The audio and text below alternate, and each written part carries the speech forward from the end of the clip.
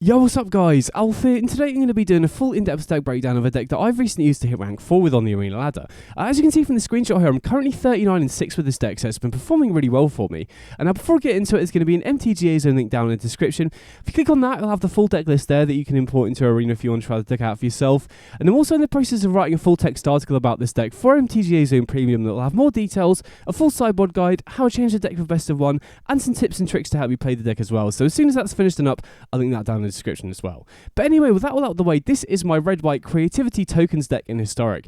And as the name suggests, this is a deck that is largely built around Indomitable Creativity and Transmogrify. So, the idea with these cards is, if we have a look at the deck, the only actual creatures in the deck are Ceres Emissary and Atraxa. So, we're trying to create a bunch of tokens, which we could then target with Creativity or Transmogrify in order to cheat one of these big creatures into play and hopefully win the game from there. So, we'll start off by having a look at the top-end cards. So, Ceres Emissary is a card that I'm really high on in the main deck right now for a couple of reasons. First of all, I think there are a bunch of really fast aggro decks in the format right now. You know, stuff like Wizards and Hammertime are capable of killing you really quickly.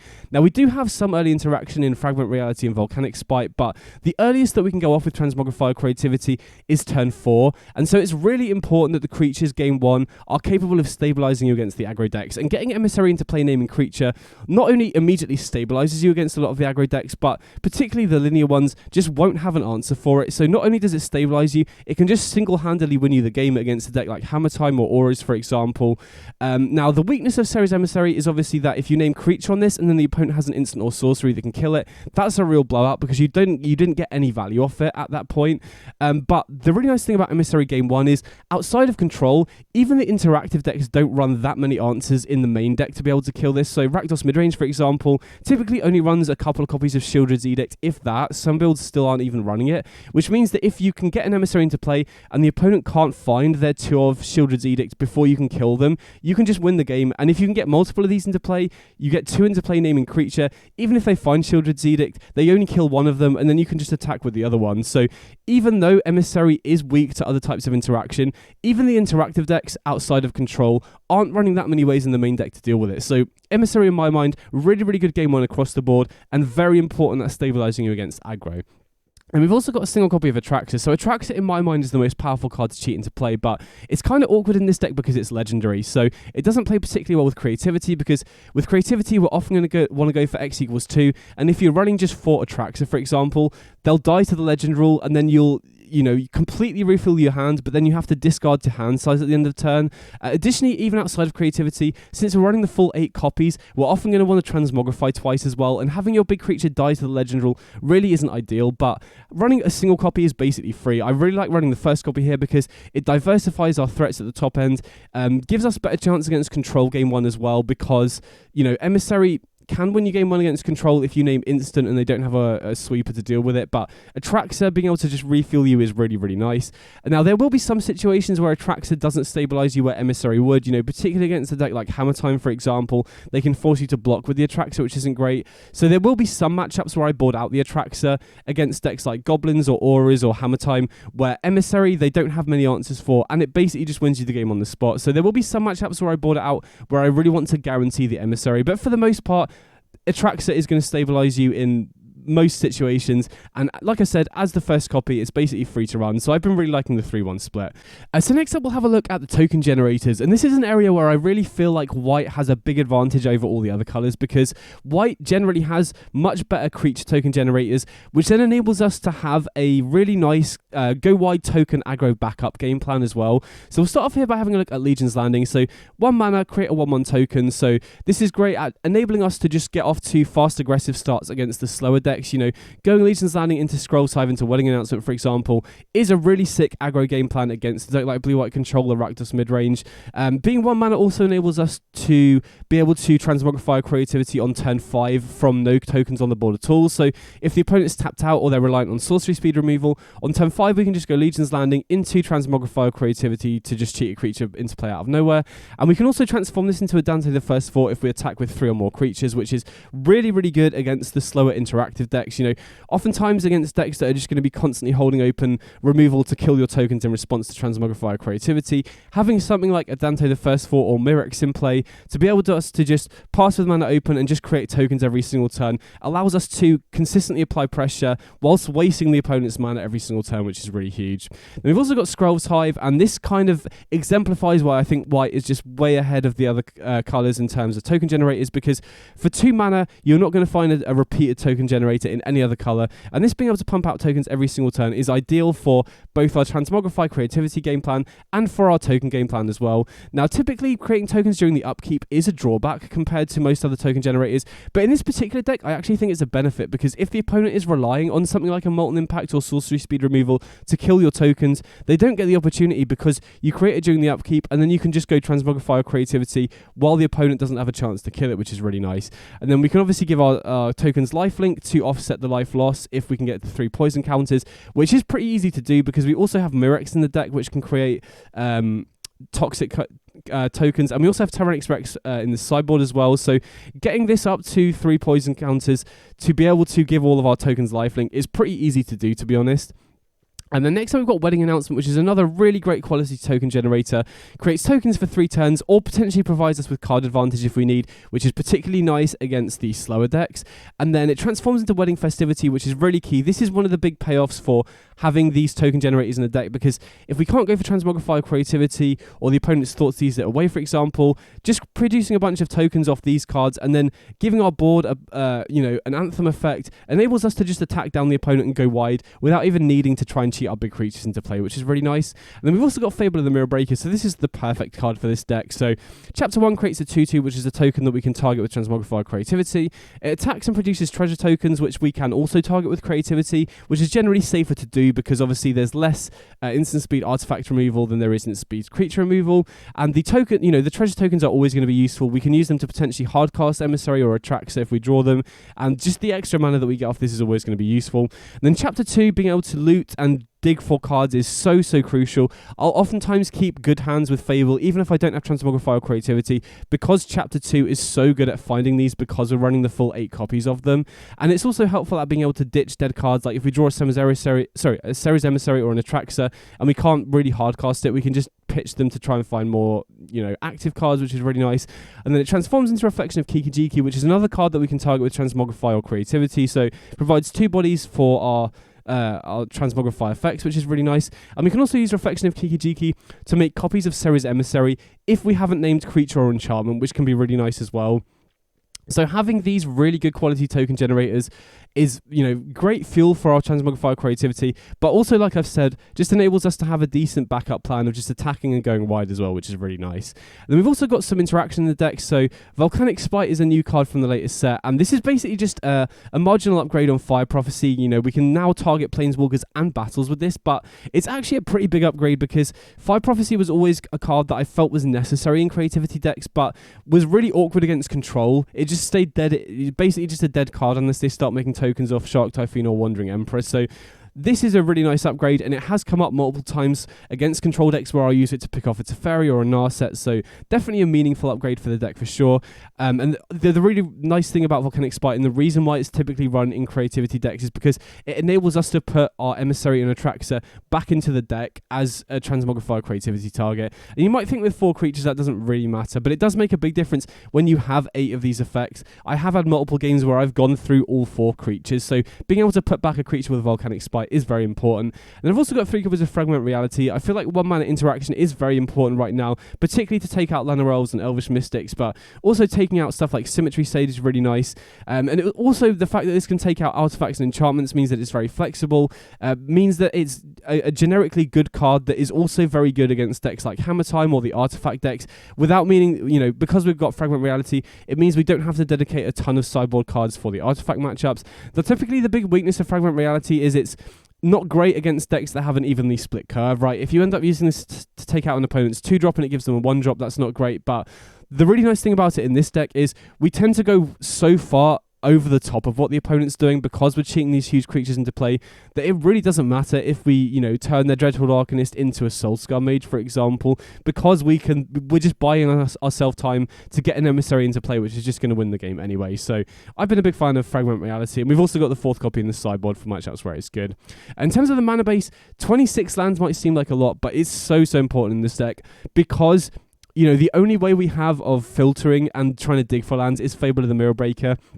And we really need to hit our 4th land on curve every single game. It's an absolute nightmare if we end up going like, you know, Piece of Removal into Scrolls Hive, into Fable, into like Wedding Announcement, and if we don't hit our 4th land on curve to go for Transmogrifier Creativity on curve, we fall so far behind. So 26 lands is so important to be able to consistently find that 4th land on curve.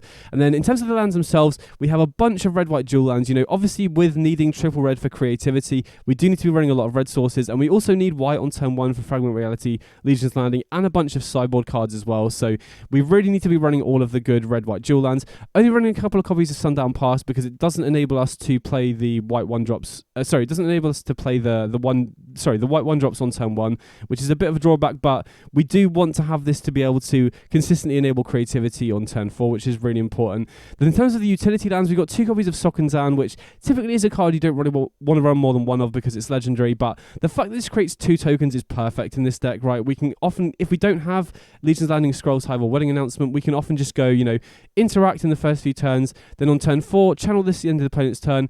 Then on turn 5, if we have our 5th land drop, we can just go Creativity X equals 2 and cheat 2 creatures into play. So Sokenzan, really nice because it creates tokens here. And then I'm also running 3 Mirrex and 2 Mutavault. So these are also really nice utility lands. And I felt since we were needing to run 26 lands, it's very important to run a high density of utility lands in case we do end up flooding out. And these both play really, really well with Creativity and Transmogrify. So Mutavault probably the more useful of the 2, but the drawback of this card is it doesn't produce red or white mana, so you can't really afford to run more than 2 of them, unfortunately. But the really nice thing about Mutavault here is, first of all, it does enable us to apply extra pressure. So if we are against the control deck and we are beating down with a bunch of tokens, we can just animate the Mutavault to get in for extra damage. But the main reason we're interested in this card is because we can tap it and animate it for 1 mana, and then it's just on the battlefield as an extra Transmogrifier Creativity target. So if we have Mutavault and the opponent's tapped out, on turn 5, even if we don't have any other token generators, we can just animate the Mutavault and then target it with Transmogrifier Creativity to cheat a big creature into play, which is really, really powerful. And then Mirrex is another card that is also great at enabling Transmogrifier Creativity because it just enables us to create these 1/1 toxic tokens every single turn, which is really, really strong. You know, enables us to, like I said with Legion's Landing, against the interactive decks where the opponent's just going draw go every single turn and holding open removal, if we have a Mirrex, we can just keep making tokens every single turn to apply pressure, to force the opponent to do something, and then hopefully clear the way for us to go for Transmogrifier Creativity. And, you know, like I said, we can play this on turn 4, similar to Sokenzan, make a token at the end of the opponent's turn, which then gives us Transmogrify Creativity target, and it can also produce mana of any colour the turn it comes down, which is really important because unlike Mutavault, we can use this to produce white mana on turn 1 if we need it. And very importantly, if we need that 3rd red to go for a Creativity, we can just hold it until turn 4, play it, and then it can tap for red to enable Creativity. So Mirrex is a card where you generally want to hold on to it until turn 4 so that you can, you know, if you happen to top deck a Creativity, you can use it to create that 3rd red. So mana base, I'm really happy with this so far. I think, you know, 26 lands super important to be able to consistently hit that 4th land, and you have a ton of utility which enables you to go for your Transmogrifier Creativity even if the opponent is just killing all your tokens as you play. So that's the main deck overall. I've been really happy with it. I think Serra's Emissary is really great game 1 across the board. Getting this into play naming creature beats a ton of decks. Getting 2 into play, 1 naming creature, 1 naming instant beats a ton of decks as well. And it's also just really, really crucial at helping you stabilize against the aggro decks. And then also, like I've said a few times, having these really good quality white creature token generators gives you a decent solid backup plan where if the opponent is constantly playing scared of your combo, you can just beat them down with tokens. So you're kind of attacking on 2 different fronts, which makes it really difficult for a lot of decks to beat. Then moving on to the sideboard, starting off here with one of the other biggest reasons to be in white, and probably the biggest addition to this deck from the latest set, and that is Surge of Salvation. So I was doing quite a lot of work on Boros Creativity and just creativity decks in general before the new set came out, and my biggest problem with those decks was that I tended to struggle against the Thoughtseize mid-range decks. First of all, because they can use discard spells to get rid of the combo pieces from your hand, but also because they typically run a lot of single target creature removal, which makes it very difficult to go for Transmogrifier Creativity because the opponent can just fatal push in response, which just fizzles it. And Surge of Salvation goes a really, really long way to fix both of those issues, because we can use Surge of Salvation to protect our hand from discard spells like Thoughtseize and Duress, and we can also wait until we have 5 mana, then go for Transmogrify, and if the opponent even has a fatal push, we can just go Surge of Salvation, give our token hexproof, and force the combo through anyway. So I feel like this card really goes a long way to flip that Rakdos or Jund mid-range matchup on its head. It's also very useful against control, because even though it's not as effective because they don't run discard spells, we can still use this to protect our creature tokens from their March of Otherworldly Lights, for example, in order to force through the combo.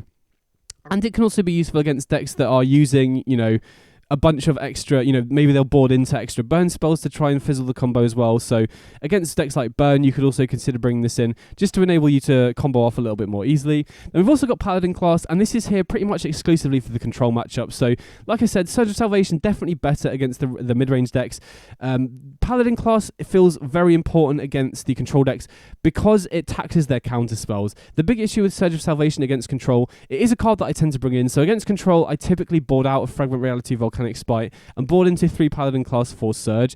And I mean, it depends, because if the opponent's playing like a Crucius mid-range deck, if they're running Grixis, I'll keep Volcanic Spite in, and if they're running Strict Proctor, I'll also keep Volcanic Spite in. But if they're running more of a traditional control deck with very few creatures, I'll typically board in Paladin class and Surge. And Surge is good at helping us force through the combo or just protecting our creatures in general, but it's not very good against counter spells, whereas Paladin class is, right? We get this down on turn 1, and it just taxes their counter spells for the rest of the game. It stacks in multiples, which is nice as well, but just in general, it makes it very difficult for the opponent to interact on our turn. And even though the other effects like the level 2 and level 3 might be a big mana investment, a lot of the time against control, we are playing more of a slow token game plan, right? The general game plan against control, unless they tap out, is to threaten the combo to make them constantly have to hold open mana, and then just beat them down with tokens. And Paladin class being able to, tax their counter spells and then also provide an Anthem effect when we're consistently producing tokens off all of our generators allows us to apply pressure, tax their interaction, force them to tap out for a sweeper, which then hopefully clears the way to go for Transmogrify or Creativity. So Paladin class, very important card against control, in addition to Surge of Salvation. Then we've also got some extra interaction. We've got Fragment Reality and Brotherhood's End. Fragment Reality, just the 4th copy for the aggro matchup. So typically against generic aggro, I'll just bring in the 4th Fragment Reality and cut Legion's Landing. And then Brotherhood's End is very nice as a hoser against the artifact decks, and also is a card that I bring in against very go-wide aggro decks like Elves, for example. Now, typically, just against a normal aggro deck, I won't bring this in because, we're playing a tokens deck, right? We don't want to be killing our own tokens very often, but this is a nice card to give you an extra blowout card against the artifact decks. Now, this is definitely the flex slot in the sideboard, so if you feel like you want to add something else, this is definitely the card I recommend cutting, but it's felt useful, just giving you another card to more easily beat the artifact decks, and also, more easily beat a deck like Elves as well, for example. Then we've also got 3 copies of Rest in Peace, so this is another huge reason to be in white. I think Surge of Salvation, Rest in Peace, and the token generators are the biggest reason to be playing white at the moment. And Rest in Peace is super important because most of the other good graveyard hate in the format is all artifact based, and you obviously can't run cards like Unlicensed Hearse or Soulguide Lantern because it interferes with creativity. So having Rest in Peace as graveyard hate that completely hoses decks like Kethis Combo, is it Phoenix, Mardu Reanimator, is so important, because I feel like those 3 matchups would be really difficult if you were on another color combination of creativity and you didn't have access to graveyard hate. So Rest in Peace, really, really important. I feel like I want to run 3 copies because you really want to maximize your chances of finding the first, but we also have Volcanic Spite and Fable of the Mirror Breaker that can put it back or ditch it as well, so not really a card that I'm too concerned about drawing in multiples.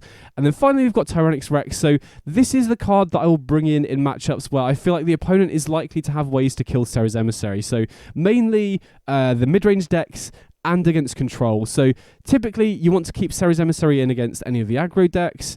and any deck that is going to struggle to kill it. And then against the more interactive decks, I like swapping it out for Tyrannix Rex. So the reason why this is my card of choice against the more interactive decks, first of all, it has Ward 4, which is really, really huge. So if we can cheat this into play, the opponent is not going to be able to deal with it with single target removal, which is very, very important, right? The big weakness of Ceres Emissary is if we get this out and we name creature and the opponent has like a go for the throat, for example, that's just a complete blowout.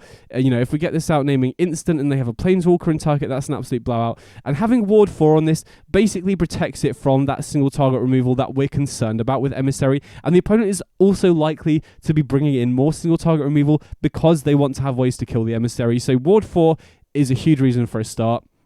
Haste and Trample are also really, really important here because Sheoldred's Edict is a card that is a problem for this deck because it gets around the ward, but the fact that this has Trample and Haste means that we're basically guaranteed to force through a bunch of damage immediately, which against the decks that are likely to have Sheoldred's Edict puts them at a low enough life total where we can often just finish them off with our tokens, which is really sick. And then Toxic 4 also comes up quite a lot. First of all, because if we have Scrolls Hive out and we get in for one hit with Tyrannix Rex, we instantly get the lifelink ability online, and the lifelink ability then applies to Tyrannix Rex. So we then have a lifelink, Trample, Ward 4, Haste, Toxic 4 for the following attack, which is really sick. And additionally, even if the opponent has a bunch of blockers, if this gets in for any trample damage, it deals Toxic 4 straight away. So all you need to do is get in for 3 hits with this. And oftentimes you can go, if you go for creativity for X equals 2 and you get 2 of these out, you can just close the game out immediately. So Tyrannix Rex basically here to just close the game out against decks where they're going to have more interaction to kill the Ceres Emissary. The Ward 4 is also really important on this because it means the opponent just can't kill it with a Wandering Emperor, for example, which is a big issue with a lot of the other targets. So I feel like Tyrannix Rex is the perfect card to swap in for Emissary against the more interactive decks, basically. So that's the deck overall. I've had a ton of fun playing with this. It feels really well positioned right now, and I think this just goes way over the top of what a lot of the other decks are doing in the format. If you've got any questions about the deck at all, definitely let me know in the comments. Next up, I've got 5 matches that I was playing with this deck on the ladder so you guys can see it in action. Like I said, give me a shout in the comments if you've got any questions, and I hope you enjoy the gameplay. Big up.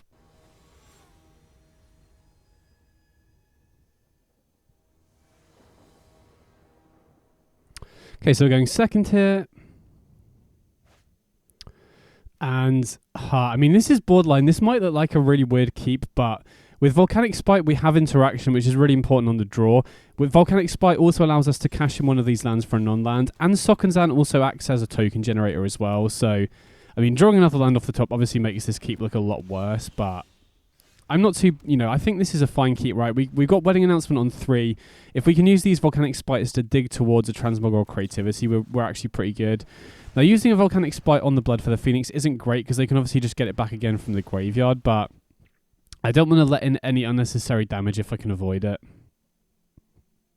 Now, maybe it's better to wait until main phase 2, but okay, they go for Eidolon.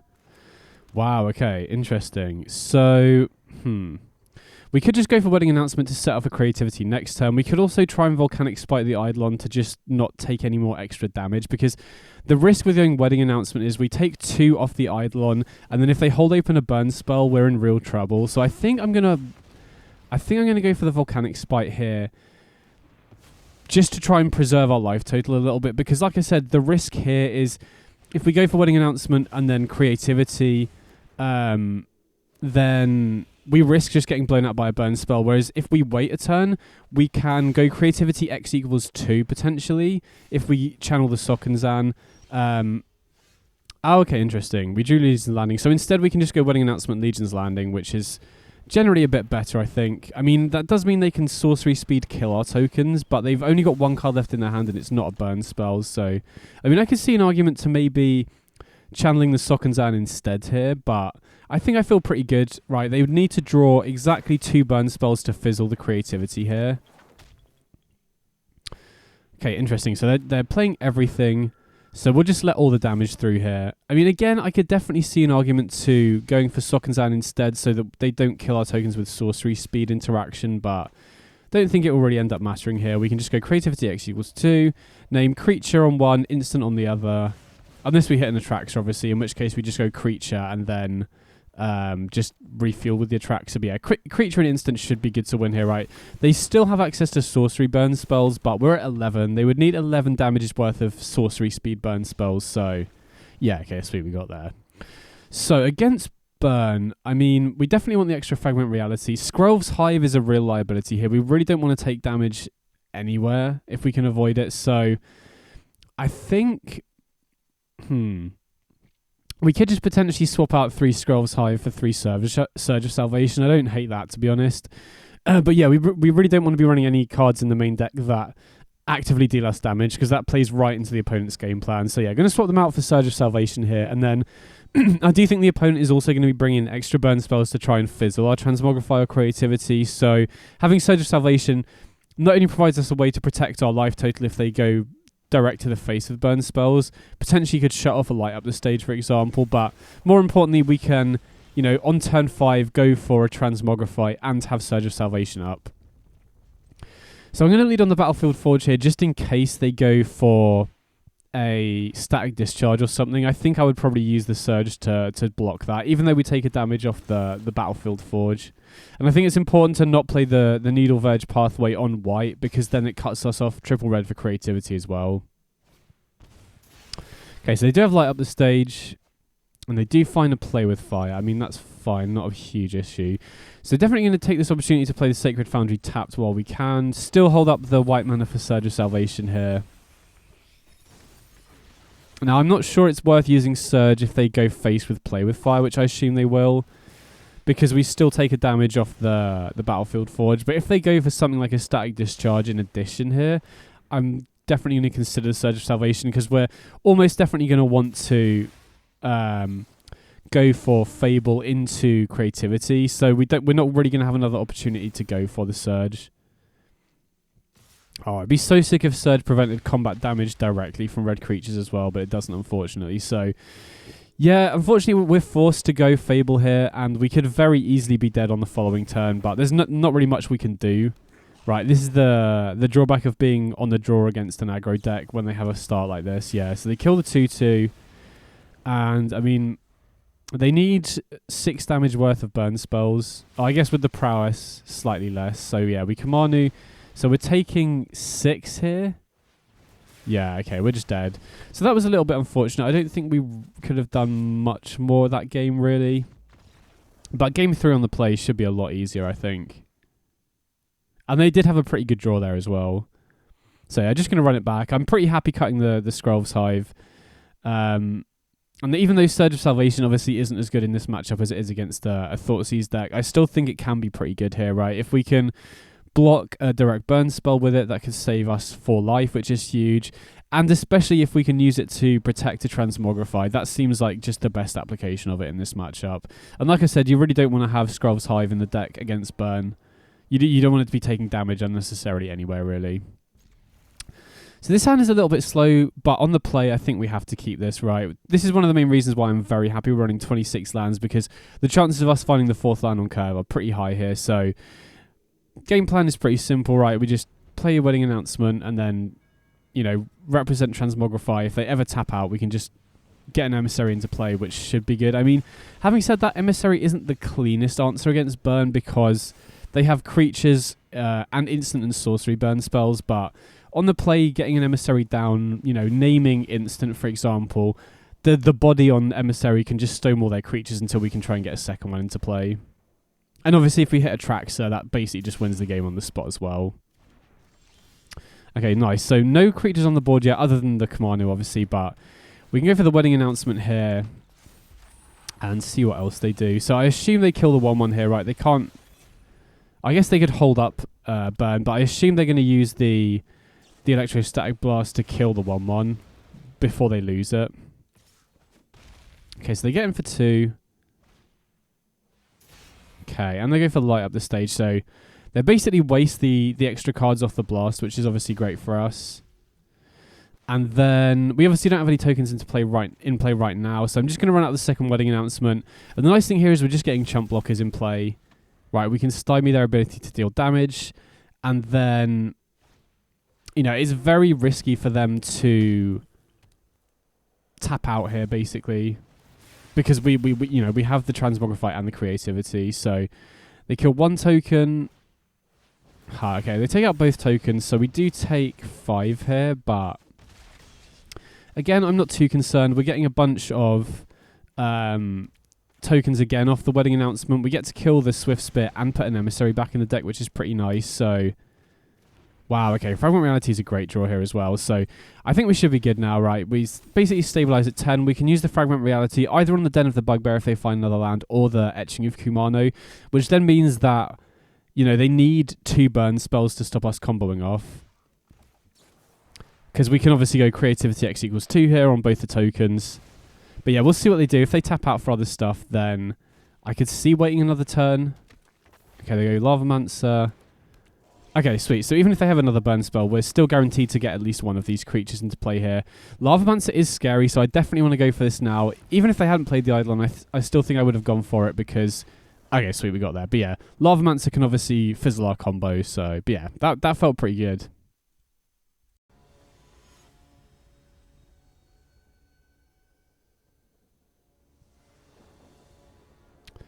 Okay, so we're going second here, which is a bit annoying. You know, one of the annoying things about running a deck like this, where you have to wait until turn 4 to do your most powerful thing, is that going second is a big deal, right? Especially against the aggro decks. So we're against the Lurrus deck. This is really close. I think I'm going to risk it, though, because we have the token generator and the Transmogrify, so the opponent has to kill us before turn 4 or have a way to stop the combo. And I think most Lurrus decks don't have that much interaction, so even though this was a risky keep, I still think it's worth it. I think Transmogrify is the most important thing against the Lurrus decks, or Transmogrify or Creativity anyway. Okay, so opponent's on Bant Hammer, so it looks like they're probably on the same list that I posted, so... If we can pull off this Transmogrify, they're basically not going to be able to beat us. I don't think they... So my build doesn't have any counter spells in the main deck. I don't think you can really afford to run Metallic Rebuke or Spell Pierce in the main with Reality Chip, which is one of the main reasons that you're splashing blue. And unless they're running Otawara or something, I very much doubt they're going to have a way to beat Serra's Emissary naming creature. Okay, they do have Kemba, which is a little bit concerning. Okay, it'd be interesting to see on the Outfitter, if they pick a card in hand, we should be able to tell whether they actually have an equipment in hand or not because of the way Arena works. So, if the Kemba's Outfitter trigger resolves really quickly... Okay, so the fact that the Outfitter trigger kind of hovered there tells me they have another equipment in hand. So now we know that they have either Reality Chip or potentially another Hammer or Belt, in which case we definitely want to hold back this 1-1 to block here. Yeah, okay, so they have another belt, so very glad that we had the 1-1. So this Legion's Landing was huge, right? This Legion's Landing basically won us the game because we can now block, not be dead, and then Transmogrify next turn and basically just win at this point because, like I said, I don't think they have any way to beat Serra's Emissary naming creature here. And we drew a Traxer, which means we're guaranteed to find the Emissary. I was going to say there's a chance we draw a Traxer, in which case I think we're still fine if we draw a Traxer, right? We can just trade with one of these creatures and then just go for Transmogrify again the following turn. But getting Emissary into play, unless they're playing a really different list from what I posted, should just be good to win here. You know, like I said, the only thing I can think of that they might even have that can kill it is Otawara, but in a 3-color deck like Bant Hammertime, you really can't afford to run Otawara, and I very much doubt they're running Fragment Reality in the main deck, so unless I'm missing something, I think we should just have the game locked up, right? We can just keep attacking with the Emissary and the 1-1. They can't get in for any damage at all, so I guess they're trying to think if they have any outs or not.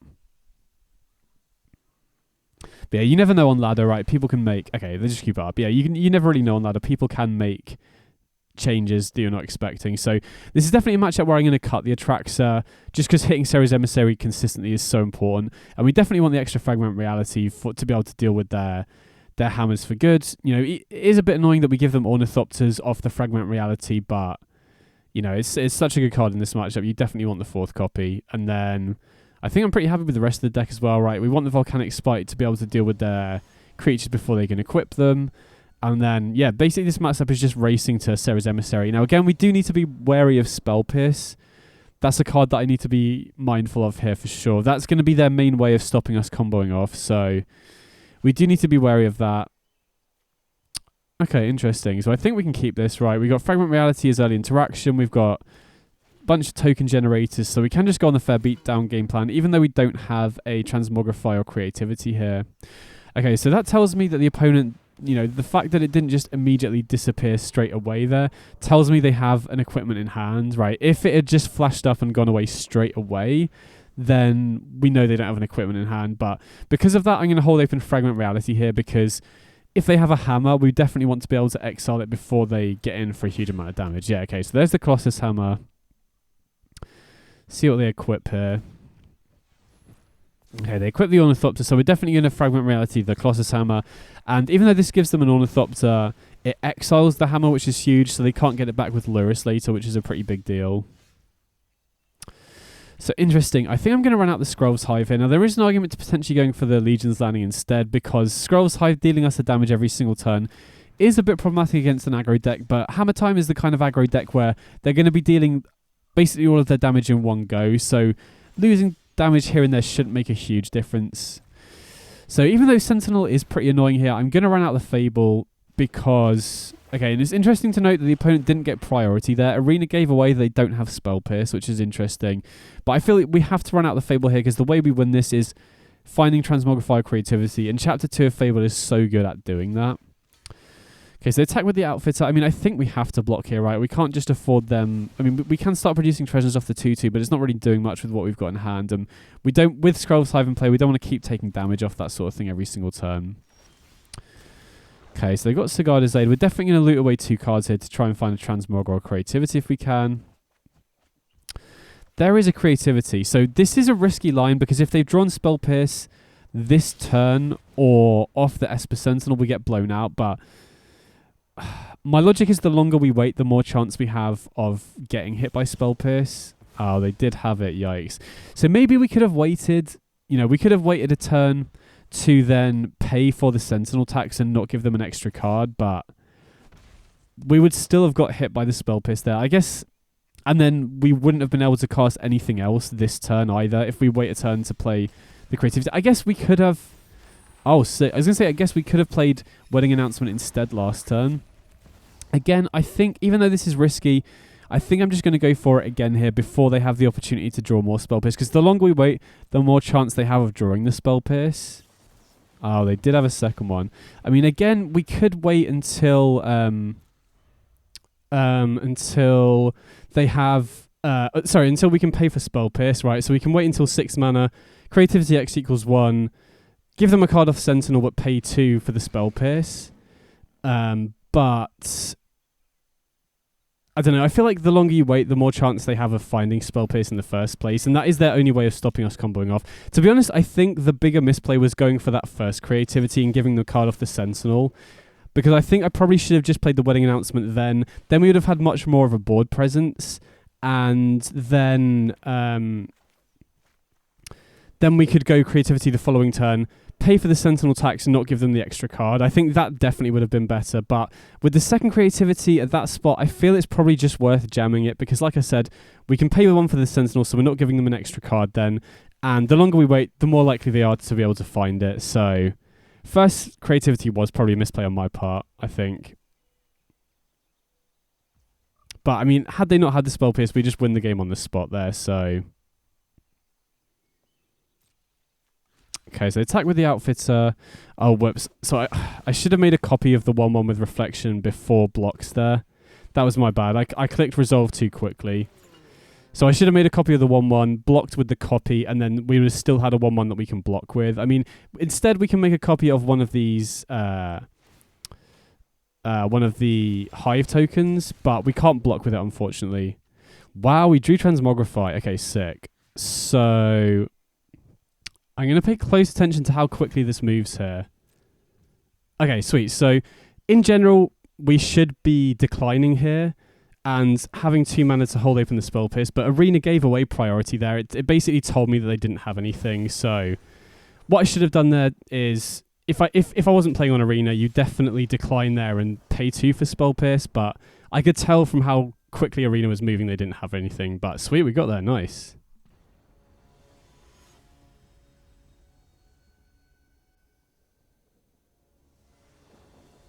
Okay, so we're on the play here.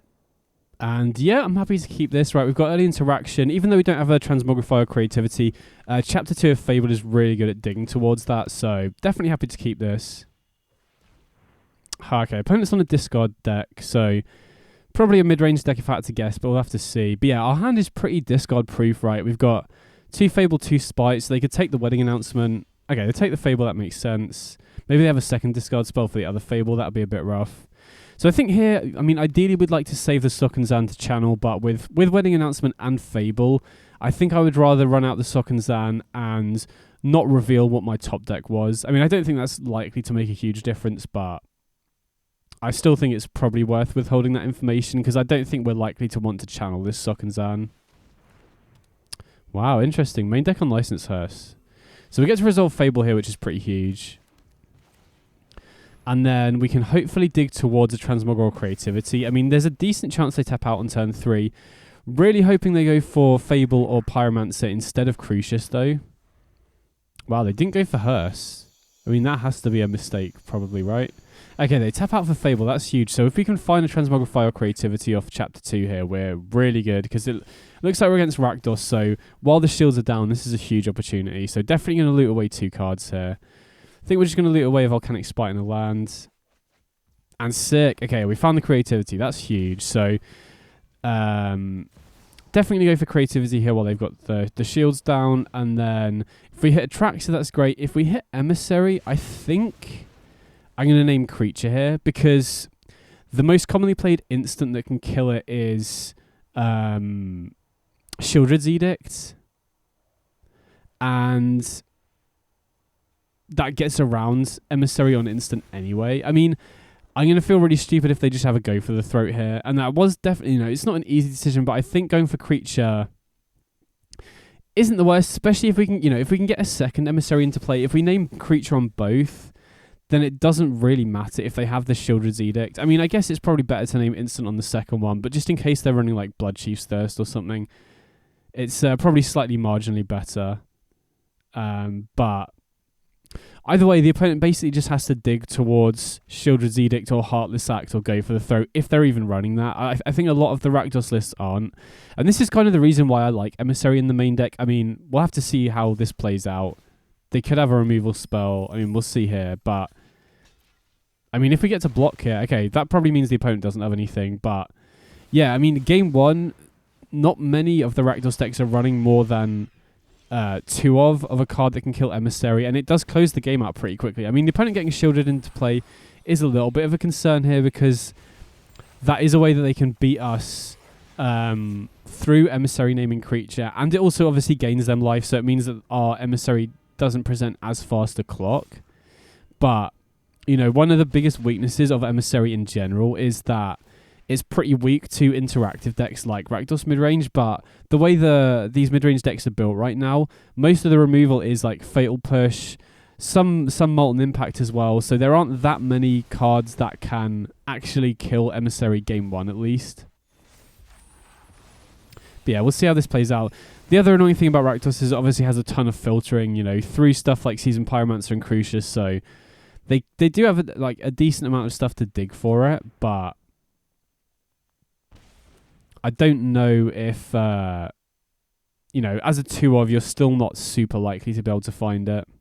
I mean, the other card we need to be wary of here is also Bone Crusher Giant, because that can bypass the damage prevention from Emissary.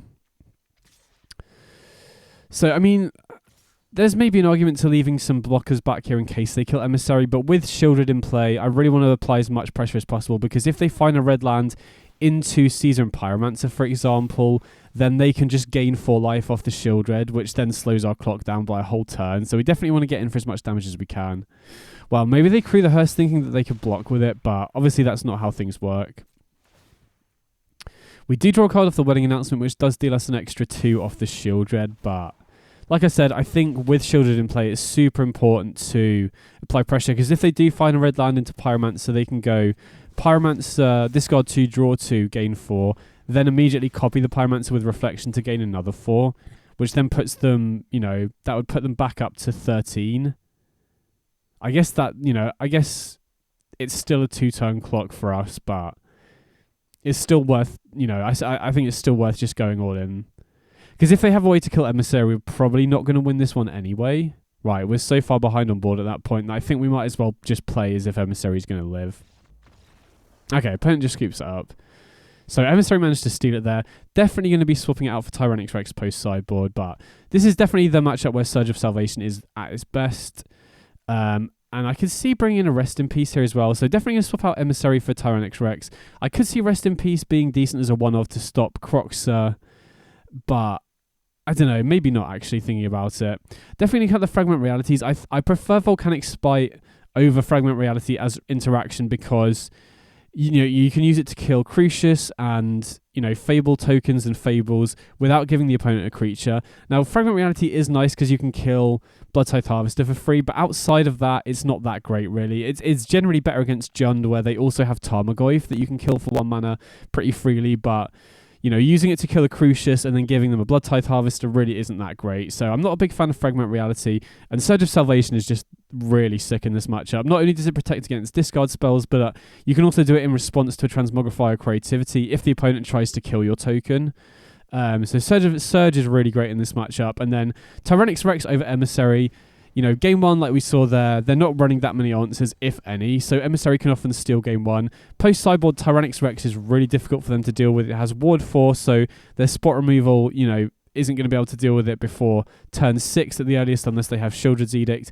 And even if they do have Sheoldred's Edict, we get in for 8 damage, hit them with 4 poison counters, and put them on the back foot. So against the Thoughtseize deck, we basically never want to mulligan anyway, but this hand's pretty sick, right? We have early interaction and then Fable into Creativity, so definitely going to snap keep this. I mean, to be honest, against Thoughtseize decks, I'll keep any hand that isn't absolutely miserable. So opponent's considering their mulligan, but yeah, Surge of Salvation has been such a great addition to this deck. I've always felt like these sorts of all-in Creativity decks are really powerful, but I've always felt like the matchup against the discard based these mid-range decks in general is pretty bad because not only do they have discard spells for your combo pieces, but they also have a lot of spot removal to fizzle your Transmogrify as well. And obviously if you're running Transmogrify and Creativity, you have to build your deck in a way where you're mainly focused on creature tokens, which does make you very vulnerable to stuff like Fatal Push. Okay, so I'm going to hold on to the Mirex for a little bit longer, just because, you know, ideally we'd want to use it to reduce coloured mana. I guess it doesn't really make a difference when we already have triple red in hand, but... So, I mean, ideally... Oh, wow, I was going to say ideally I'd love for the opponent to cast, like, a Crucius or something here, and then we can just, you know, hit it with Volcanic Spite and put Atraxa back in the deck.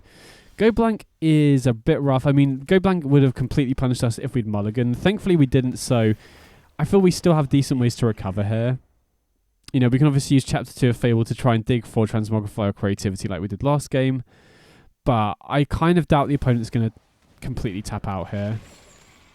Okay, Croxer, sure. So I want to hold on to the Volcanic Spite here, and I also kind of need the Sacred Foundry to ensure that we have triple red in case we draw Creativity off the top.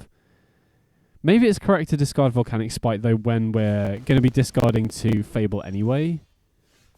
Okay, Scroll's Hive is pretty nice.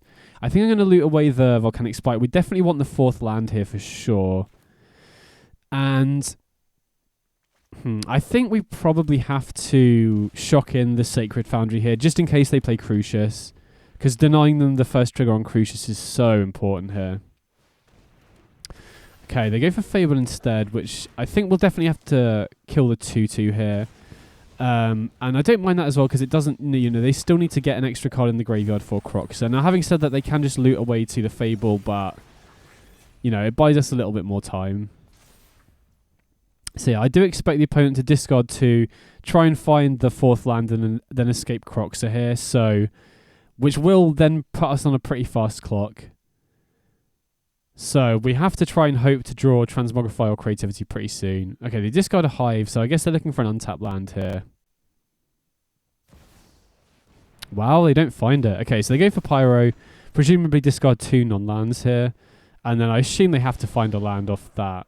Right, they've dug 4 cards deep. Yeah, okay, so that does buy us a turn, which is pretty huge, right? That's going to mean that we're not as under pressure from the Croxus straight away. So that potentially does buy us another turn to try and find a Transmog or creativity here. Okay. No point in really bluffing the Battlefield Forge here because they're almost certainly just going to escape Croxus and make us discard it anyway. So yeah, if they do escape the Croxus, we take 3 down to 10. And, you know, the annoying thing about these 1/1s not being able to block is that we kind of force the chump block with the reflection at that point. I guess we still have the Mutavault as well, which can block. So yeah, we go down to 10 here. And then, again, against Rakdos, you kind of have to hope to top deck well. And we have a ton of tokens in place, so if we do draw creativity, we can potentially just one-shot the opponent out of nowhere, which would be pretty huge. So we'll make a copy of the 1/1 here. Okay, we draw Transmogrify, so that's obviously not as game-ending as the creativity, but that does enable us to get in with the Tyrannix Rex. Now, can we make a copy here, right? So if we make a copy... Hold on, I need to think about this, because if we make a copy, they could just let the damage through, and then we're basically just dead on the crackback, right? Reflection is the only creature... Well, if we had 1 more mana, I think I would probably go for it, because then we can make a copy of Tyrannix Rex, attack, they let it through, and then we can still animate the Mutavault to block the Croxer. But since these 1/1s can't block, I don't think we can afford to make a copy here, right? Because they'll just let the damage through. They'll take the 16, they'll take the 8 poison, and then we're just dead on the attack back, which is so annoying. If we had 1 extra land here, then I think this is completely different. I mean, thankfully, Tyrannix Rex attacking here, if they let the damage through, will trigger the Skrelv's Hive to get lifelink, which means that the copy we can make would also have lifelink. But the opponent can just block with Croxer and the Seasoned Pyromancer and not let any of the toxic damage through. So yeah, I mean, this was really close. If we had an extra mana, we could make a copy of Reflection and still have Mutavault back to block. As things stand, like I said, if I'd made a copy of Tyrannix Rex, yeah, they're not going to let the poison damage through. So yeah, if the opponent was at a lower life total or we had 1 extra mana, I think making a copy of Tyrannix Rex makes a lot of sense there, but we couldn't really afford to do it at that point, unfortunately. I mean, and now opponent can start copying Pyro with Reflection. I mean, I still don't really mind here because if we can draw creativity off the top, I think we're still good, right? We still have so many tokens in play that we can potentially get Atraxa and 2 Tyrannix Rex into play. Okay, they take out 2 of the tokens, but like I said, we've still got 3 tokens here, so if we can draw a creativity, I think we're still in a great position to win here. But if we miss for another turn, I think we're in real trouble. Okay, so opponent just acts with the 2/2, doesn't attack with the second Pyromancer because we can just animate the Mutavault and block it, which then stops them from being able to draw 2 every turn off the Pyromancer loop. Okay, that's not what we want to see. So I think we're going to attack with all 3 here because we can't block and might as well force them to start trading stuff off, start getting in for some poison damage. And then I think we just got to ship it back here. But yeah, this game is really close. I think we still have a chance if we do draw creativity, but time is definitely running out here for sure. Oh, yikes. Okay. So, I mean, I think we've still got 1 turn here, right? We can animate the Mutavault to block here if we need to. Yeah, so they attack with both, force us to animate the Mutavault and trade with the Seasoned Pyromancer. And then we basically need to draw creativity here. So we got one turn to draw. I don't think Transmogrify does it because we're dead to Shieldred plus... Yeah, that's not going to do it. Yeah, we were dead to Shieldred plus Skrelv's Hive, so we needed to hit... Actually, I don't know. I don't even know if creativity this turn would have been good enough because of the Skrelv's Hive. So yeah, that was close. You know, had we had 1 mana more, I think that game is pretty different. But either way, going to game 3. Hopefully things pan out a little bit differently there. But I think being on the play is a really big advantage with this deck, because we can really punish them for tapping out for their 3-drops, right? Which they really want to be doing. If you're playing Rakdos, you really want to be tapping out on turn 3 for Crucius and Fable and Seasoned Pyromancer. Now, Crucius is a little bit more risky because they can have that treasure open for Fatal Push, but if we can go, like this hand, I think we have to keep. But if we can go like Fable into representing Transmogrifier Creativity, we punish them for tapping out for Fable or Seasoned Pyromancer, which is sick, obviously. So this is another hand which really highlights why I'm really happy that I'm running 26 lands, because missing the 3rd land drop with this hand is obviously an absolute disaster.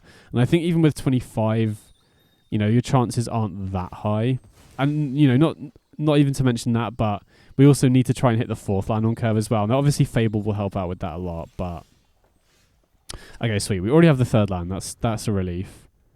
I'm going to set a stop during the opponent's turn just to represent Volcanic Spite, so they don't know that we don't have anything here.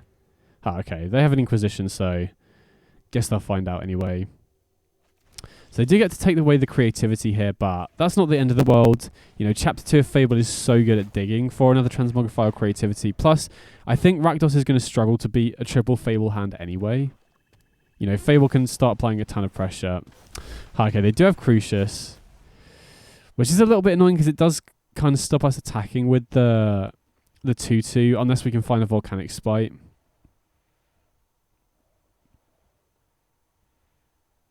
So opponent considering what to discard here. It's tough to know how much to loot off the Fable here. I think I'm just going to pitch one of the wedding announcements. I mean, there is definitely an argument for looting 2, but since they have the treasure token here, I don't really like just jamming Creativity or Transmogrify anyway. I mean, to be fair, we can see from Arena giving away priority that they don't have anything here anyway. So we could have potentially just, looted 2, passed to main phase 2 to see if Arena gives them priority or not.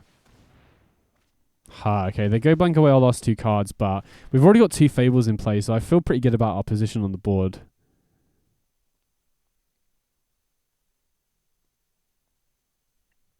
And it looks like they might have missed their 4th land as well. Wow, they use a treasure to strangle. Okay, that's got to be a good sign, right? So we get Reflection here and get to loot away the Tyrannix Rex. Oh, wow. Okay, perfect. So, I could just go Creativity here, or we could go Creativity X equals 2. So the advantage of just going Creativity here is if we hit Tyrannix Rex, which is pretty likely, then we get to get in for a bunch of damage. But I think going for Creativity X equals 2 here is just generally much better, because if we hit an Atraxa and a Tyrannix Rex, that's going to be really hard for them to beat, which we do. Okay, sick. So now not only do we have a huge attacker in Tyrannix Rex for next turn, but we also just get to refuel our hand as well. So I think we want to go for Fable, Pathway, and another Creativity, so we can get the last Tyrannix Rex out of our deck as well. Okay, opponent just keeps it up. Sweet.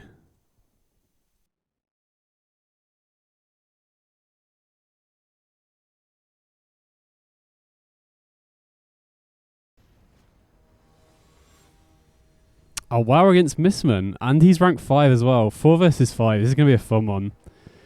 Okay, so we're on the play. Can't keep that, obviously. Okay, this looks a lot better. Definitely going to keep this one. And then probably going to put back the Pathway here. You know, on the play, having 2 Fables into Creativity seems pretty good. Be interesting to see what he's playing. I know Missman's been on kind of like Grixis Control recently with Crucius, so yeah, it'd be interesting to see what he's on. Now, it's a little bit awkward with this hand that we have Mirex as our 3rd land, because if we end up having to play Mirex on turn 3 for Fable, then we might not have the triple red for Creativity. Okay, Xander's Lounge. Okay, we did draw the Mutavault, which means that we can go like Pathway next turn for the Fable and then have the 3rd red off the Mirex, which is, you know, enables us to Creativity. So, okay, so that pretty sure that they are on Grixis Control. Interesting to see what they take with the Inquisition here. Probably have to take the creativity, right? If we only had a single Fable, then I think there's definitely an argument to go for that instead. But with 2 Fables and them not having another discard spell this turn, I feel like they kind of have to go for creativity here, right? Definitely thinking about it. I mean, the other thing is, you know, if they have single target removal, like if they have multiple Fatal Pushes, for example, then I could see an argument to taking Fable. So if they do end up taking Fable, my read on their hand is that they probably have a lot of spot removal. But in the dark, I feel like creativity is definitely the default pick here, if that makes sense. But either way, unless they have Spell Pierce, we should be good to resolve at least one of these Fables next turn, which should be pretty sick. You know, getting to be on the play in this game is probably going to make a big difference, I think. So yeah, they're still in the tank about it. Which makes me think they must have some removal, because otherwise they'd probably just snap off creativity here. Or like taking the creativity. So definitely going to resolve the Fable, definitely going to play the pathway so that we can use this Mirrex in case, you know, we could potentially draw another creativity off the top, especially off Chapter 2 of Fable. So I feel like, you know, we definitely want to wait until next turn to play the Mirrex. And against control, Mirrex is pretty good at just pumping out tokens every single turn, right? If they are playing conservatively and constantly holding open removal because they know we're on creativity now, we can just pass and keep making tokens off Mirrex every single turn, which is, you know, pretty solid against control. So yeah, we'll see what they play here. I have caught glimpses of what they're playing. I have seen I think I might have seen the deck list. Maybe it's like Crucius and maybe like Nicol Bolas at the top of the curve. And I think I saw Snapcaster Mage, but again, you know, I'm not 100% sure. I don't want to make too many reads in case they've changed the deck. Well, we'll see what they do. So they're in the tank here. They're close to timing out. Okay, they go for Thoughtseize. So they take the Fable, which does leave us a little bit running on empty here.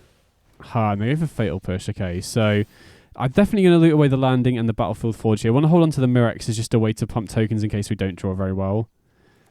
Wow, 2 Transmogrifies. Okay, that's pretty nice because, well, I mean, we're still quite vulnerable to Fatal Push here, right? But we can make a token off Mirrex and then Transmogrify the following turn if they tap out for something here. I mean, again, probably unlikely with control, but if they do continuously hold open mana here, we can just keep making tokens with Mirrex every single turn, and then when they do eventually tap out to deal with the tokens, we can then hopefully go for Transmogrify. Plus, we're getting Reflection flipping next turn as well, so that's another threat that they'll have to deal with.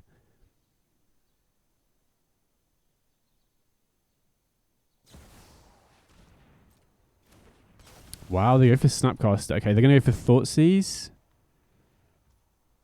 Yeah, okay, they go for Thoughtseize, so very lucky to have got the second Transmogrify here.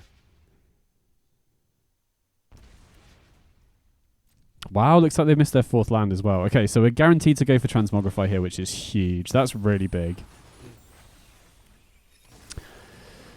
So, I mean, to be honest, at this point, we're pretty happy with either Atraxa or Emissary. I think we want to almost definitely want to name Instant off the Emissary here. You know, they're not near, you know, the only other thing we're really worried about is Planeswalkers like Nicol Bolas, but since they didn't hit their 4th land, I'm not too concerned about that. So just going to name Instant. And the other nice thing about naming Instant here is that next turn, if they don't kill the Reflection somehow, then we can make a copy of Emissary naming Creature and then attack with Mutavault. And since we've named Instant on Serra's Emissary, they don't have a way to kill any of our creatures at instant speed. So if they don't have a way to kill Emissary or Reflection here, and they just pass the turn, we should be able to go for lethal next turn. But yeah, we'll see what they do. Again, I'm not too familiar with their list. They could very well be running Sorcery Speed removal, like Bloodchief's Thirst. I don't know. They could be running Shieldred's Edict, which I guess we could sacrifice the Reflection instead. They go for Crucius. So, I mean, unless they have something... I mean, we have protection from instants, though, so even if they have something off the treasure here, we should just be good to win anyway. Yeah, okay, sweet. We should just have lethal here then. So, we'll make a copy of Emissary naming Creature so that they can't chump block, or so they can't block the Mutavault. And then we have exactly lethal here, which is, you know, worked out perfectly for us after the Thought Seizers. Okay, sweet, we got there. So sideboarding here is a little tricky. Normally against control, I typically board in 4 Surge of Salvation and 3 Paladin class. But since they're running Crucius and cut Fragment Reality and Volcanic Spite, but I think I want to keep Volcanic Spite in here because of Crucius. Now, typically, I think Paladin class is the better card against control, because it hits counter spells and their removal as well. But they are running black control, so I think Surge of Salvation has more applications here because it can stop Thoughtseize and Inquisition. I generally think Paladin class is probably better though because they have to be running counter spells as well. And then we obviously want to bring in Tyrannix Rex over Emissary. I mean, Emissary did manage to win us the game last time, but I assume they're going to have different card types as ways to interact with Emissary, right? They probably got instants in the sideboard that they can kill it. They probably have more Planeswalkers they can bring in to kill it as well. And Tyrannix Rex, you know, the Ward 4 is going to be really difficult for them to deal with unless they have Shieldred's Edict. And even if they do, if they tap out, we can still force through a bunch of damage with it as well. So yeah, we'll see how it goes. Control on the whole has felt pretty good to me. You know, typically when I've tried these non-black or blue creativity decks in the past, Control has always felt like a really bad matchup. But with this particular build, because we have a bunch of token generators that are really hard for them to profitably interact with, like, you know, if you flip Legion's Landing and have that as a land every single turn, that's hard for them to beat. If you can resolve a Scrolls Hive and you start producing tokens every turn, you can just swarm them there. Same thing with Fable and Wedding Announcement. And additionally, us having Mirex as well makes such a big difference because it means in these matchups where the opponent is often just holding open mana all the time, you have something to do with your mana. You know, if the opponent is constantly holding open mana to try and fizzle your Transmogrify creativity, you know, if you don't have Mirex, you're kind of wasting your mana every turn, whereas if you do, you can just keep pumping tokens out every single turn. So the token generators and the utility lands really help to improve the matchup against Control. And Paladin class alongside the token generators is also pretty nice. So, I mean, I don't like this hand because we got 2 Tyrannix Rexes. This I think we can keep, though. And just debating what we put back here. I mean, we definitely want the Mirex and the Battlefield Forge and the Paladin class and the Transmograph. I don't know, it's close. It's between Surge of Salvation and one of these lands, I think. I think in a 26 land deck, we don't need to keep 4 lands. I think we're pretty likely to draw more lands. So I think I'm going to put back the Pathway here. And then we'll have Paladin class. Sorry, we'll have Surge of Salvation turn 1. Okay, I guess they got the Thoughtseize before we can Surge to protect ourselves. So I imagine they take the Transmogrify here. They could also take the Paladin class potentially, but I don't see them taking Surge of Salvation when we don't really have anything to protect at the moment. I guess if they have more discard spells, they might take the Surge to be able to resolve them, right? If they have multiple Thoughtseizes, they could take the Salvation to try and clear the way for the other ones to resolve, maybe. But yeah, we'll see what they take. Either way, I mean, there's an argument to maybe... Well, we'll see what we draw, but there's an argument to maybe holding Surge if to protect us against another discard spell. But I also generally like getting Paladin class into play as early as possible against Control. Just makes it really hard for them to interact with us during our turn.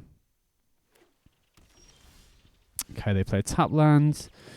So another land isn't what we want to see. I mean, Mutavault's not the worst against Control, but we really want to be trying to find, you know, another Transmogrify. Oh, yikes. Okay, there's Crucius, so that is going to start running away with the game very quickly, and that's a big concern because not only do we not have a Transmogrify or Creativity to go over the top, but we also don't have a removal spell, and if they can start getting multiple triggers off the Crucius, it's going to be so hard to win. Okay, sick. That's a very good start. So,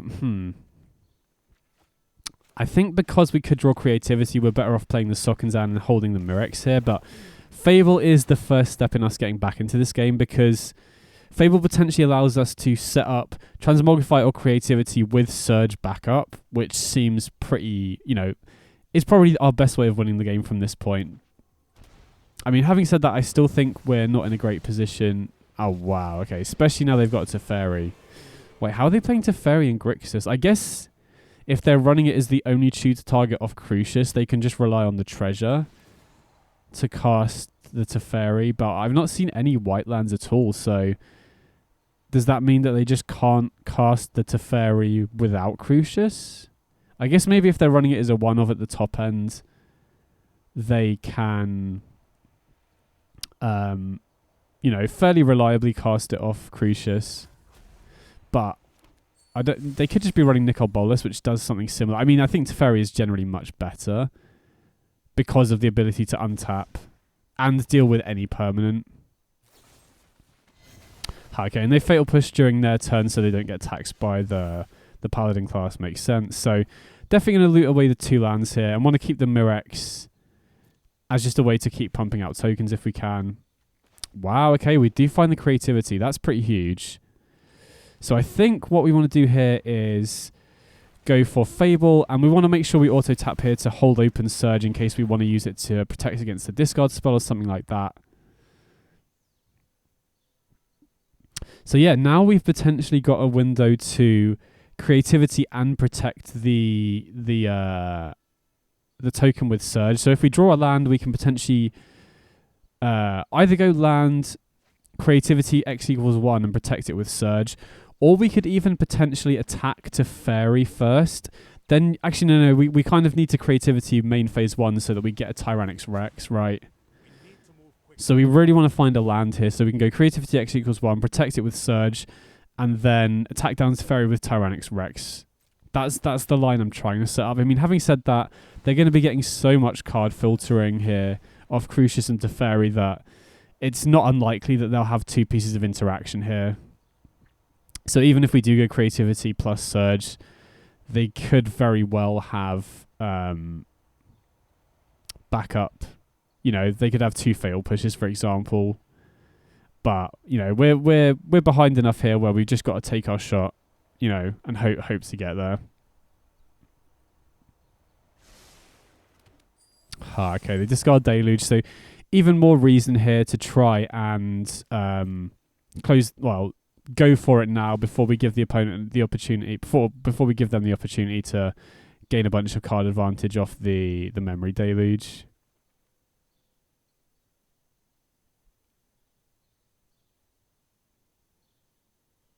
But yeah, I'm not too optimistic. We basically need to have a land and need for them to only have 1 piece of interaction. Yikes. I mean, we can try and find a land by discarding the Volcanic Spite here, but I think Spite killing Crucius is also potentially really important because that forces them to have a counterspell, shuts off one of their 2 engines, and then potentially sets up for creativity next turn.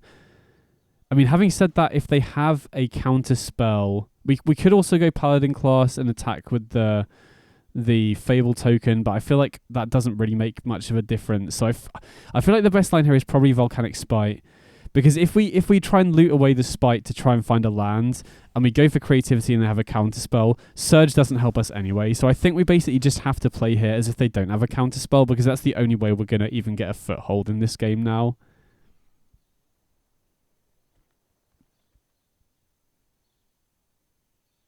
And yeah, I'm not expecting this one to slip up because they're a really good control player. Okay, they do have the counterspell, so in a way, I am kind of happy that I didn't loot away the Volcanic Spite there, because the logic to looting away the Spite is you try and find a land to go for creativity plus Surge, but if they have a counterspell for creativity, you can't combo off anyway. So I don't mind keeping the Volcanic Spite there, because if we had managed to kill the Crucius and attack the Teferi for 2, we also create a treasure token, which means we no longer need to guarantee finding a land anymore, if that makes sense. Right, we have the treasure there to be able to pay for the Surge in addition to creativity. But yeah, now I think we're just almost certainly going to lose, but they're all out, so I'm going to play it out for a little bit longer.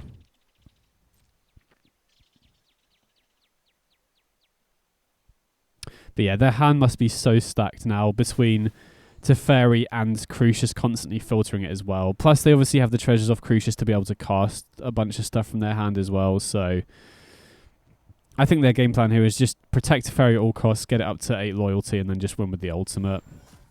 I mean, one potential line if their hand is somehow not that great, is get 2 reflections, start copying them, creativity one of them with Surge backup, and then make multiple copies of Tyrannix Rex to one-shot the opponent. That's like the only line I can envisage right now that could potentially win us the game from this spot, because we are getting the reflection flipping over next turn. They're pretty incentivized to hold open interaction to stop us going for creativity here.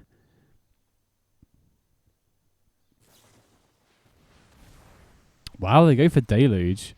I mean, surely that shuts off their options, right? They only have 4 mana available here.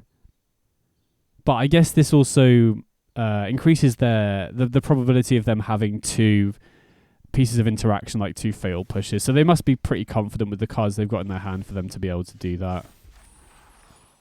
Wow, we didn't draw a land again.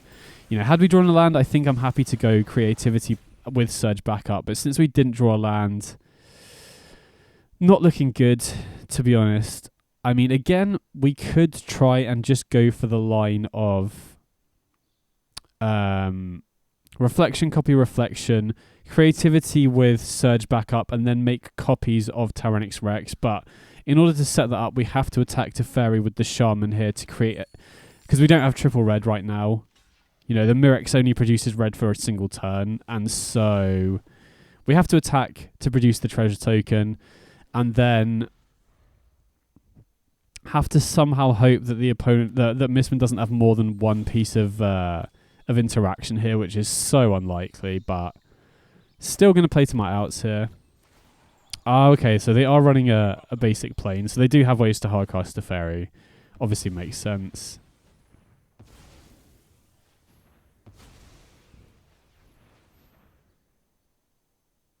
What is this? Quadruple white. Oh, wow. Farewell. Okay. I was not expecting a double white spell in a Grixis deck, but I guess it makes sense. It is pretty good against us. I'm kind of surprised they named creature here, though, right? They just need to name enchantment to sweep our whole board. But yeah, I mean, this is... we're in a really bad spot. I mean, we can make a token with Mirex and we can attack them with the Mutavault here, but... yeah, we're almost definitely going to be losing this game, right? They've already got Teferi at 8 loyalty. I mean, again, we could go for creativity with Surge backup, but I feel like that's like there's no way that they don't have 2 removal spells here. Plus, we can't actually do that anyway. I just realized because they took out the treasure token. We don't actually have. We need triple red and a separate white in order to do that. So. I think the best line here is just animate Mutavault, attack Teferi with both, just to try and keep them off the ultimate here if we can, because they have taken out their own Crucius, right? So we don't have to worry about that anymore, for now anyway.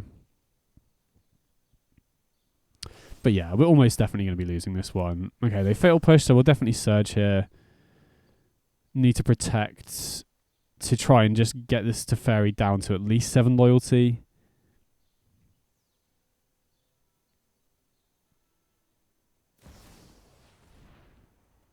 Okay, they Snapcaster. What have they got? Oh, they got another Fatal Push. And Drown in the Lock. Yeah, okay. So we just lose here. No way we're going to beat a Teferi Ultimate from this point. So that was a little bit rough. But I do feel like there were a few turning points in the deck. I mean, them getting Teferi down on turn 4 was pretty backbreaking.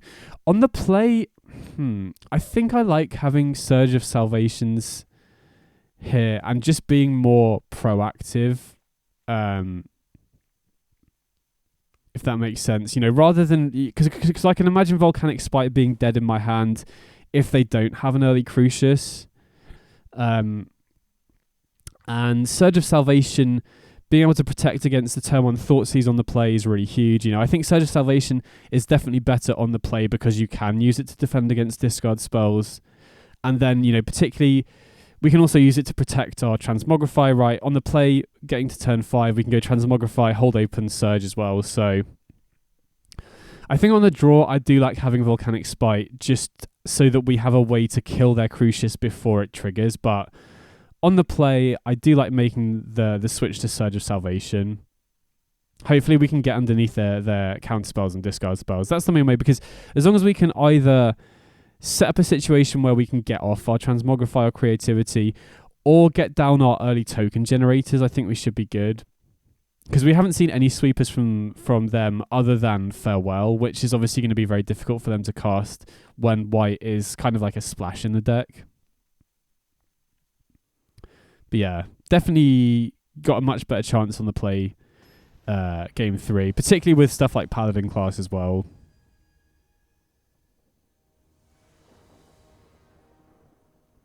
Okay, so definitely going first. I can't keep that, unfortunately. This we can, though. I'd be really worried if we mulligan any lower than the 6 against discard deck. This is a really tough decision. I would love to keep all of these cards.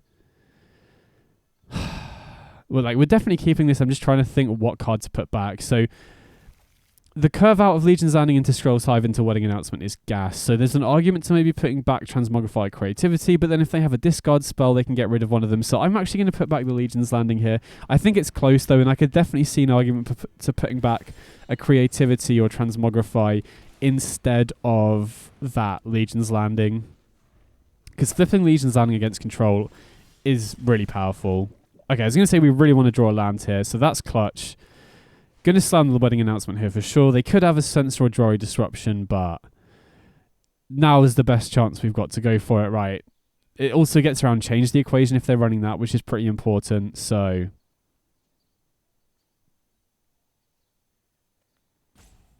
I mean, I feel if they had a counterspell that could stop this, they would just slam it. Yeah, okay, sweet. That resolves, so that's huge. So this is kind of another reason why I'm very glad I'm running 26 lands, right? In situations like that where if you weren't running the 26th land, you might not have found that third land on curve, and then we basically just lose the game on the spot. And again, this is another spot where we really want to just keep hitting lands. So this should hopefully highlight why I really like running 26 lands in this particular deck anyway. So they drown and lock one of our tokens, which we're super happy to see, you know. Them using 1-for-1 removal on our tokens, particularly ones that are being generated every single turn, is great. Yikes. Okay, we didn't hit the 4th land and we drew another Creativity, so that's not ideal. I mean, thankfully we already have these repeated token generators in play. So we can still apply more pressure to the board without needing to play anything else. But I really, really want to find another land here, obviously. Because, you know, having Surge of Salvation alongside Transmogrifying Creativity is great, but you need the 5th land to be able to set them up together. So yeah, I really want to just keep trying to hit more lands from this point onwards, basically. I mean, having said that, we can still just beat them down with tokens, even if we do keep drawing stuff. And if we draw non-lands, we can just play them instead for the most part. Unless we keep drawing exactly Transmogrifies and Creativities, we should be good.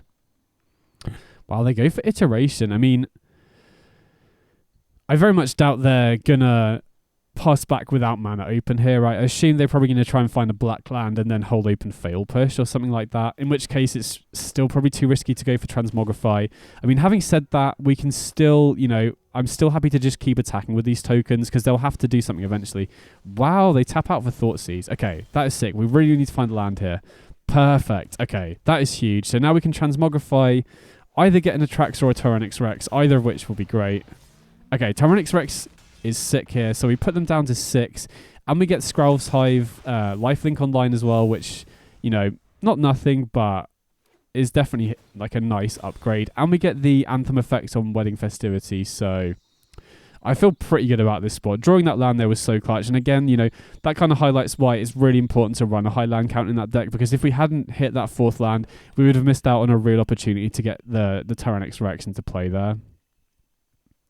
So yeah, I feel pretty confident here. They could have a sweeper, but you know, if it's Brotherhood's End or Ritual of Soot, they don't kill the Tyrannix Rex, and they don't have double white for Farewell yet. They do have the Shieldred's Edict, which is a bit annoying. That does get around the ward, but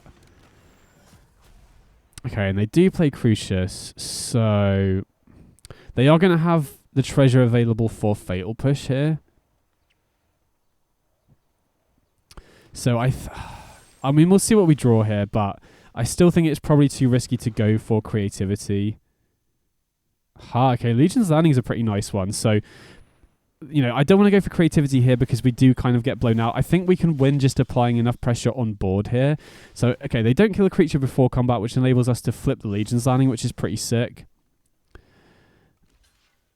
And they are getting priority, so they have something here. I assume it's a fatal push. And if it is, I'll be very glad that I didn't go for the creativity this turn. Yeah, okay, so they do have fatal push.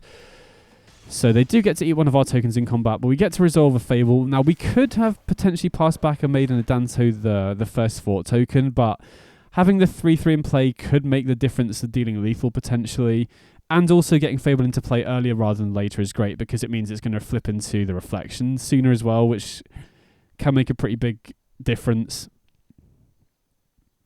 So yeah, I feel pretty good about this spot, right? They kind of need a sweeper here, or we can just overwhelm them on the board with the tokens. If they don't have a sweeper and they just have single target removal, then we can potentially attack and then wait for them to fire off their removal and then potentially go for creativity main phase 2. But yeah, I feel pretty good about this spot.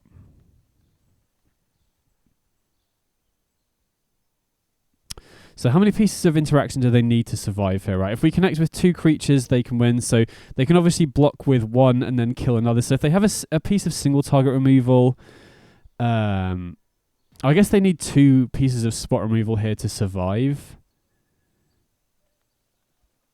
And since we get the Scrolls Hive token on upkeep, we can potentially just go creativity on the Scrolls Hive token that we got this turn, which would then mean they'd need 3 pieces of single target removal. So they either need like 3 fatal pushes here or a sweeper, which I assume if they had a sweeper they would have cast it already. So they basically need 3 pieces of spot removal here to survive, which is a pretty tough ask, I think. They've already used some amount of fatal pushes. Okay, they go for Teferi. I mean, if they plus and have 3 fatal pushes, that'll be devastating. Okay, they minus on the wedding festivity. So that does... If they have a fatal push... So if we creativity the Scrolls Hive token now, they have to fatal push that or they just lose. And then...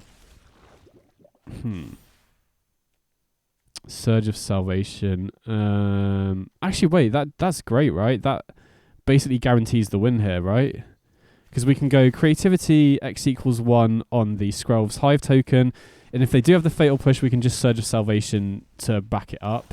Okay, they don't have the fatal push, so now we just get Tyrannix Rex in play and go face. I mean, I guess we could have potentially hit an Attractor there, which wouldn't have been that great. But we could still cleanly kill the Teferi. We could still, you know, we would refuel. I think it would still win us the game. Okay, sweet. We got there. Nice. GG's.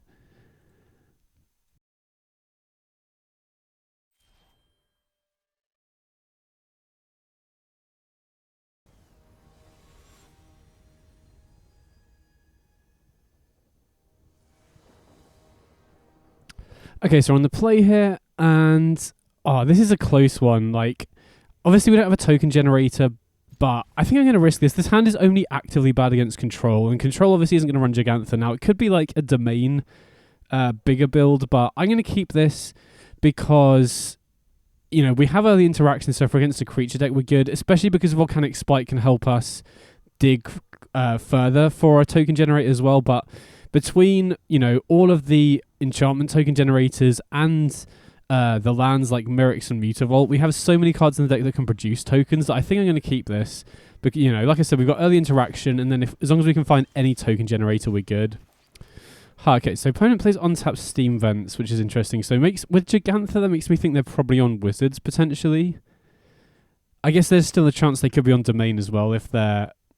the first time they played was a Steam Vents, but I don't think they would have anything that they would play untapped. Okay, they go for Consider, sure. So I'm pretty certain this is going to be against Wizards then. So I'm pretty happy with the keep here against Wizards. Right, we've got 2 pieces of interaction. Volcanic Spike can hopefully dig us towards either the 4th land or a token generator, which is what we want here, really. Okay, opponent plays Arcanist, so definitely going to Volcanic Spike that, because we don't want to give them the card off the Fragment Reality, and we would rather dig for stuff now. I'm going to put back the Transmogrify because we already have triple red for Creativity, and Creativity is generally the better card anyway, so... Even though we haven't found a token generator, I still feel pretty good about this spot, right? We have 2 pieces of interaction, which should be good to shut off whatever Wizards plays. And we've got, you know, we've got the creativities ready here. So as long as we can draw a token generator, we should be good. I mean, obviously we have to be concerned about the opponent's burn spells. We don't want to run out creativity into a burn spell, but... Okay, they fire off the Wizard's Lightning, so... I think I'm actually kind of tempted to put back a creativity here. I want to keep this Fragment Reality as another removal spell, and I don't think... Oh, sick. Okay, now we have 2 token generators, so that's perfect. But yeah, I don't think the opponent's likely to be running Spell Pierce in the main deck. Or if they could be running it as a one-off maybe, but I'm not going to play around it, basically. And now that we've drawn Mirex and Sokenzan, we can go, even if they leave mana open for a burn spell here, we can channel the Sokenzan and then go for creativity X equals 2. Oh, okay, they tap out, so it doesn't end up mattering. But I was going to say, if they do leave a mana open, we can still beat a single burn spell here because we have 2 tokens off the Sokenzan. So now we can go creativity X equals 2, and against Wizards, I'm pretty sure this is just going to win the game straight away. Yeah, we hit 2 emissaries, so we just name creature an instant, and then the only card that we could possibly lose to here is Otawara. And even then, they're still going to have to beat one of the Serra's emissaries, so I very much doubt they're going to be able to beat this. I mean, I guess, Bone Crusher Giant could get them, but there's no way they're running Bone Crusher Giant in the main deck. And even then, they'd have to, we're at 17, they'd have to attack past 2 7/7s, so pretty sure we should be good to win here. I don't think there's anything they could have. Wow, they're going Reckless Charge. I mean, maybe they're trying to use the iteration from the graveyard to dig for something, but we just get to eat the Dreadhorde Arcanist in combat then. Wow, they attack with both. Oh, okay, they just scoop it up. Yeah, makes sense. So against Wizards, I definitely want the Fragment Reality, and I'm possibly want the Brotherhood's End. I'm going to cut the Atraxa here. Actually, I don't know. I was going to say, we do want to guarantee Serra's Emissary in a lot of spots, but I think Atraxa is going to be really hard for them to beat. And if they do bring in something like a Fading Hope, then we get to refuel at least. Scroll's Hive losing us a life every turn isn't great. So I'm tempted to cut Scroll's Hive entirely, potentially, because it is a bit of a liability losing 1 life every single turn if we do use it as our token generator of choice. So I think I'm just going to cut the Scroll's Hive entirely and bring in a couple of Surge of Salvation, because I do think that Wizards is likely... They're probably going to be bringing in a bunch of extra spot removal against us to try and stop us comboing off. And so Surge of Salvation should be a good way for us to force through combat. And it's also a good way for us to protect our creatures as well. Okay, obviously can't keep a 1-land, especially not when it's just Mutavault. Okay, this looks pretty good though. Interesting what we want to put back here though. I think it's between Creativity and Mirex. I think with a 26 land deck, I'm pretty confident that I'll draw another land before turn 4. Okay, so opponent leads on Soulscar Mage. We draw Legion's Landing, which gives us something nice to put into play here. So get to run out the Legion's Landing. Then probably just going to spite the Soulscar Mage here, unless they play something like a Dreadhorde Arcanist. Okay, they attack with Soulscar. Definitely going to let that through, obviously. Wow, they kept a 1-lander. Okay, that's great for us. So I think we're definitely just going to kill the Symmetry Sage here. And then I'm going to put back the Creativity just because we didn't have triple red yet. And Transmogrify, we're probably, if the opponent's stuck on a 1-lander, going to go for Transmogrify on turn 4 if they tap out. Okay, there's an Arcanist, and they do find the second land.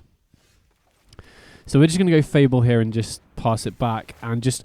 Hopefully the opponent taps out here. If they tap out, we can just easily Transmogrify, and I think we should be good getting it off this early. Okay, Expressive Iteration is a good sign, but they could very well go untapped land, which could represent either Spell Pierce or Burn Spells, and I am going to be playing around Spell Pierce now, because Spell Pierce, I assume they've got a number of them in this sideboard, and that is just going to stop us comboing off, so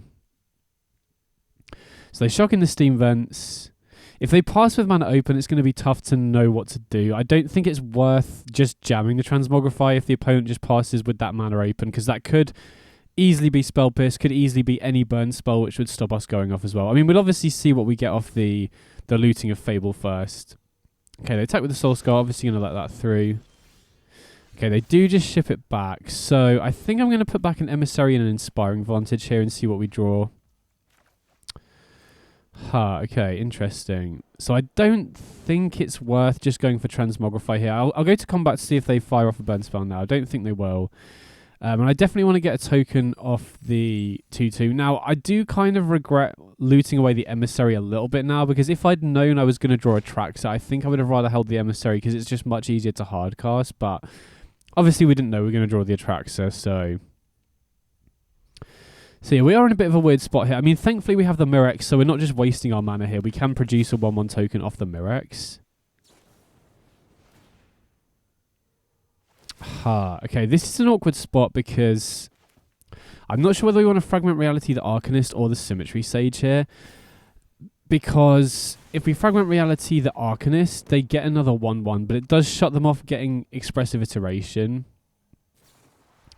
But getting rid of the Symmetry Sage does cleanly deal with one of their creatures, which makes it a lot easier to stabilize. This is a really tough decision here. I think I'm going to go for the Symmetry Sage. Although that... maybe that's really bad, I don't know. I'll definitely block here with the 1/1. But yeah, I mean, thinking about it, maybe that was a mistake because if they don't currently have a way to stop Transmogrify, they're almost definitely going to fly one off the iteration. So thinking about it, I think that was a misplay on my part. I probably should have just used Fragment Reality on the Arcanist. Even though they get another 1/1, it enters tapped so they can't attack with it. And it means they're less likely to be able to find an answer to Transmogrify. So yeah, that was definitely a misplay thinking about it. I should have just stopped and thought a little bit more there. Because they have 1 mana open, but again, like I'm pretty sure they'll have been able to find a burn spell or a spell pierce off the expressive iteration, and giving them an extra 1-drop doesn't really matter if we can pull off the Transmogrify. I think we're forced to just go for the Transmog here. If we wait any longer, they're just gonna run away with the game. Yeah, okay, there's the spell pierce. So I think we got punished there for not using Fragment Reality on the Arcanist. That was my bad. I mean, we can still win here if we can top deck another Transmogrify or Creativity. Okay, that's not good though. They can buff the Arcanist. They can use Wizard's Lightning.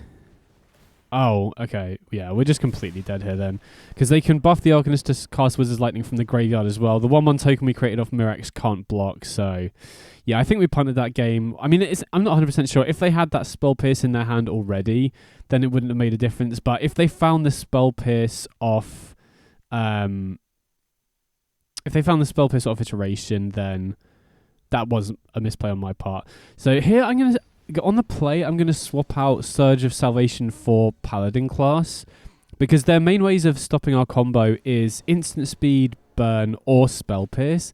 And so I'm going to...